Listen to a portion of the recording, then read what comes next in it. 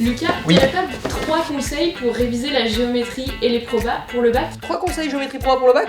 Reste jusqu'au bout de la vidéo, je vais te faire ça de suite. Premier conseil, c'est en probabilité. Pour gagner des points sur ta copie, pour montrer au jury que tu es rigoureux. Imaginons, on te demande de calculer la probabilité de B. Alors qu'est-ce que tu écris? Tu dis bon, P de B, c'est P de A inter B plus P de A bar inter B. Et tu as raison, c'est vrai.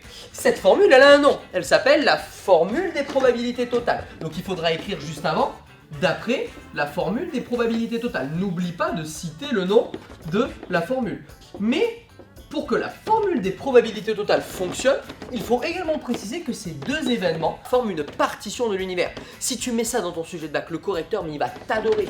Deuxième point, c'est qu'on va te demander de déterminer une équation cartésienne d'un plan. J'ai besoin d'un vecteur normal, également d'un point qui appartient au plan. Ok, une équation cartésienne d'un plan, elle s'écrit sous la forme AX plus BY plus CZ plus D égale 0.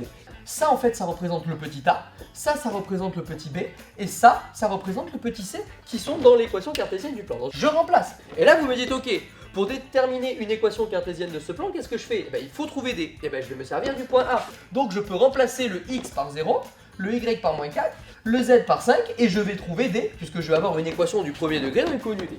Moins 17 plus d égale 0, autrement dit, d égale 17. Et ça y est, je peux recoller les morceaux. Mon plan P a pour équation cartésienne, en tout cas, x plus 3y moins z plus 17 égale 0. Troisième chose, la position relative de deux droites de l'espace. Tu es d'accord avec moi que le vecteur u et que le vecteur v ne sont pas collinéaires. Donc on peut affirmer que la droite en vert et que la droite en bleu ne sont pas parallèles.